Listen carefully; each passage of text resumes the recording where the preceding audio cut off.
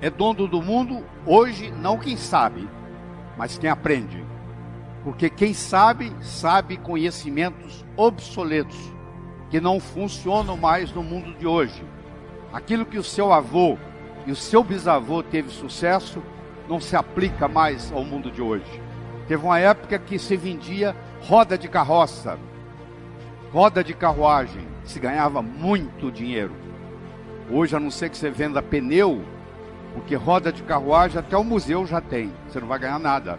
Seu bisavô pode ter ganho muito dinheiro vendendo roda de carruagem, mas para o mundo de hoje, isso não funciona mais.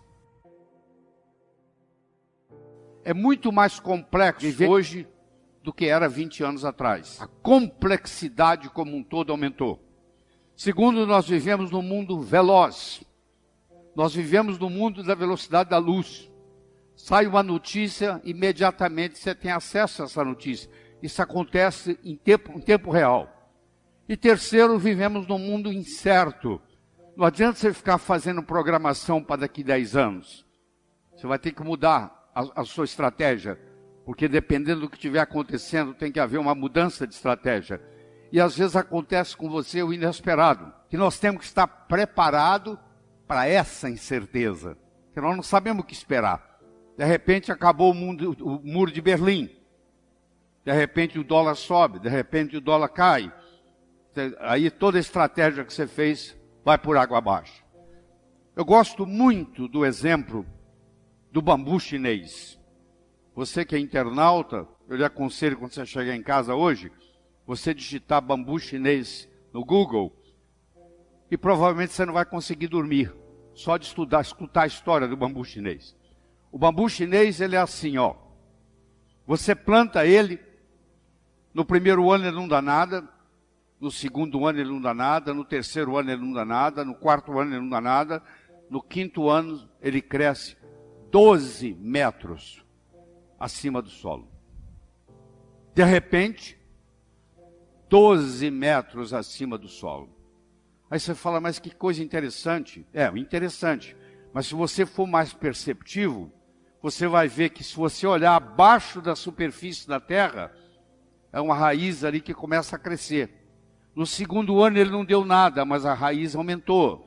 No terceiro ano ele não deu nada, mas a raiz aumentou. No quarto ano não deu nada, mas a raiz aumentou. E no quinto ano existe uma raiz forte e grande o suficiente para manter 12 metros acima do solo. Isso é uma coisa que nós temos que ensinar para os nossos jovens. Roma não foi construída em um dia. O jovem tem uma ansiedade muito grande para que as coisas aconteçam. E aí você mostra para eles o exemplo do bambu chinês. O bambu esperou pacientemente por 5 anos para ter o sucesso que ele tem e se colocar 12 metros acima do solo. Isso aqui é uma carta mostrando, é um documento mostrando, eu vou traduzir depois para vocês em português. A sua aplicação para o doutorado não foi aceita dessa vez e, portanto, você não é elegível para a posição de professor associado. Em conclusão, nós achamos que a sua hipótese é mais de caráter artístico do que propriamente físico. Isso está datado em 1903. Foi quando Albert Einstein tentou ser professor na Suíça. E isso que ele recebeu. E ele é considerado pela maioria o homem mais inteligente que viveu no século XX. Que o que distingue o profissional do amador é persistência e paciência. O amanhecer só vem depois da noite toda ter passado. E nunca deixa aquilo que você não pode fazer atrapalhar aquilo que você pode fazer. Ah, eu não posso fazer isso, eu não posso fazer aquilo, eu não posso fazer aquilo. Eu não estou perguntando o que você não pode. Eu quero saber o que você pode fazer na situação que você está, com o conhecimento que você tem. Tem que começar de algum lugar. Você não pode ficar esperando ser super para começar. Você começa e o melhor dos mestres é o próprio universo. Nada ensina melhor do que a sua própria experiência. Claro que se você aproveitar a experiência alheia, encurta o processo de aprendizado. E hoje, mais do que nunca, há uma grande necessidade do autodidatismo, que é você aprender por conta própria. Porque se você depende de um mestre para lhe ensinar, você só chega onde o seu mestre chegou. Se você aprende a aprender sozinho, que é uma coisa simples de fazer, é só começar, o céu é o limite. O seu limite vai ser o seu potencial. E nem todo mundo nasce com o mesmo potencial. Mas para isso acontecer, nós temos que ter a mente aberta. Porque a nossa mente é igual paraquedas. Só funciona aberto.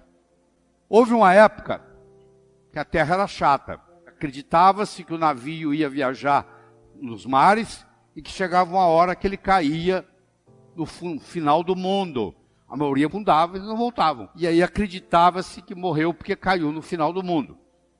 Quando foi trazido o conceito de que o mundo era redondo, hoje você pode fazer uma viagem de volta ao mundo, no mundo redondo. Quando o paradigma mudou do mundo plano para o mundo redondo, as possibilidades se multiplicaram. Aquilo que é impossível na sua vida, hoje, é impossível no paradigma que você está vivendo. Se você mudar o paradigma, as possibilidades se multiplicam. Toda vez que você tiver alguma coisa que você achar que é impossível, ela é impossível no paradigma que você vive. Se você mudasse o paradigma, como aconteceu aqui, as possibilidades agora de volta ao mundo vão aparecer. O que é saber, o que é consciência de saber? Eu não sei e não sei que não sei. Quer dizer, eu tenho uma coisa que eu não sei fazer, mas eu não sei que eu não sei fazer essa coisa. Esse é o primeiro degrau. O segundo degrau, eu sei que eu não sei. O terceiro degrau, eu sei, mas eu não sei que eu sei. Se você sabe, mas não sabe que sabe, é como você não soubesse. É a pessoa que com 75 anos de idade descobre que ela é uma grande pintora. Ela sabia, mas não sabia que sabia.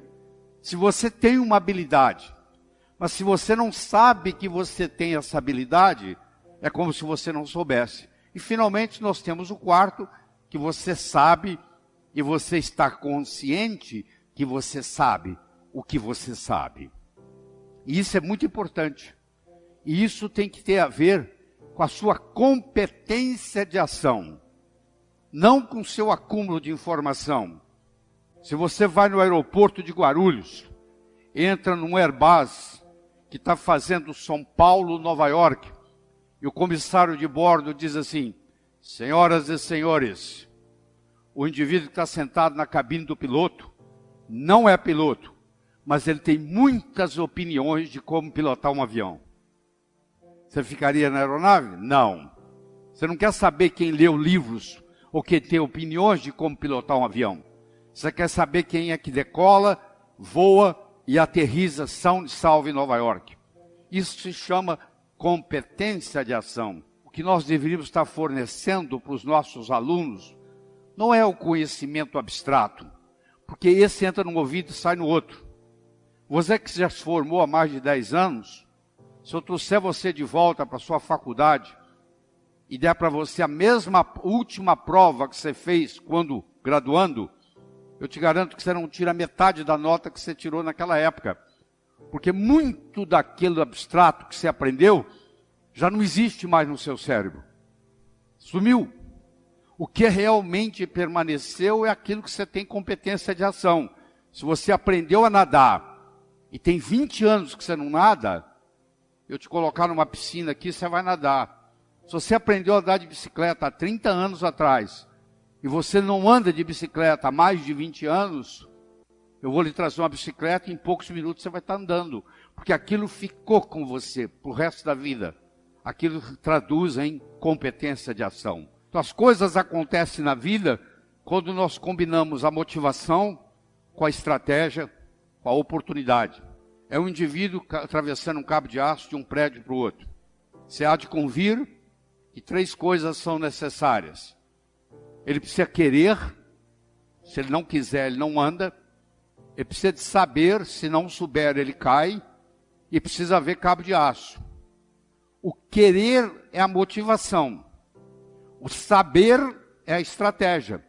E o cabo de aço, propriamente dito, é a oportunidade. Eu posso querer ganhar dinheiro, eu posso saber ganhar dinheiro, mas eu nunca tive a oportunidade para mostrar isso. Não vai acontecer. E a oportunidade na nossa vida, ela aparece de duas formas. Ou você corre atrás dela, ou ela vem fantasiada de problema e chega até você. Então, se você gosta de resolver problema, por trás de cada problema existe uma oportunidade. Em 1975, era uma sexta-feira, o telefone tocou de um hotel e eles me disseram que lá tinha um hóspede que não falava português direito, que estava com dor no peito e suando frio. Se eu podia ir lá como cardiologista. Eu disse que eu estava saindo para um final de semana longo, que chamasse outro.